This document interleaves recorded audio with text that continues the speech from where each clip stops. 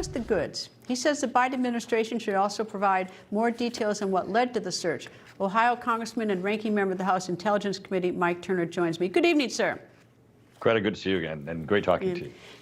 Nice talking. Now, sir, you have said the other day, and I 100% agree with you, that no one's above the law. And you said, I mean, we all agree with that, but everyone should be treated fairly. And let me ask you about this investigation.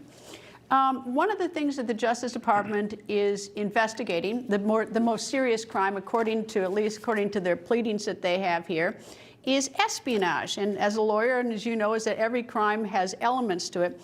And the most important element that you have in espionage is that you have information that's transmitted that's classified. That would require President Trump to transmit the information someplace, but also with intent to harm the United States. And intent is a more curious element to try to prove. What in the world do you see in any of this shows an intent that President Trump, it looks like he, at most, he has stuff locked up in his basement? Well, we have no idea, right, Greta? I mean, that's what's so interesting here. And even though the Department of Justice took the most extreme actions of raiding the former president's home, we don't even know what they claimed they were going to go find or what they have found. Now, you were interviewing a fellow member of the committee, Brian Fitzpatrick, who did a great job of explaining that they had other options. They had the ability to go to court and even just enforce the subpoena that they had, asking for a court to take possession of the documents, ordering the former president to deliver documents to them.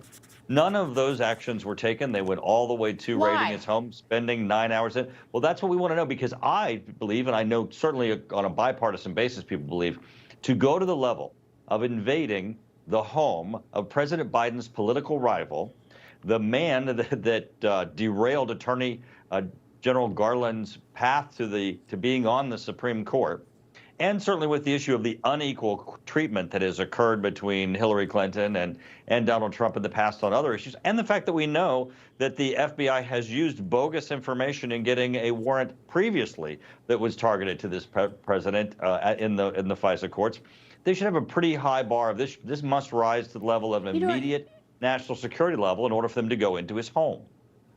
Well, you know, it seems to me, and typically in my experience, that the only time there's a high bar where you rush in with a subpoena rather than use the other options that are available is, you know, as I've said before on the show on Friday night, is you're going after the cocaine and it's all on top of the kitchen table, and you're afraid if you don't go in now that someone's going to snort it, it's going to be gone. So they get the warrant on Friday, but they didn't go in on Friday. So they didn't think that something was going to be destroyed on Friday, nor Saturday, nor Sunday. They didn't go till Monday. And even if you back it up, is if you go back to June when they first had the discussion, the subpoena, apparently they weren't worried between June and the time they got the warrant. So, you know, that's sort of the whole justification for getting a search warrant is that something is about to be destroyed.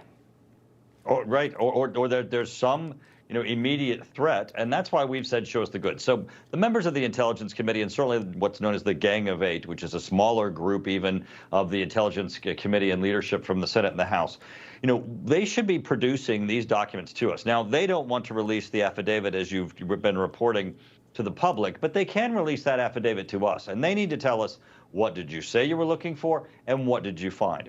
Does this actually rise to the level of an immediate national security threat, or is this merely abuse of discretion on behalf of Attorney General Garland?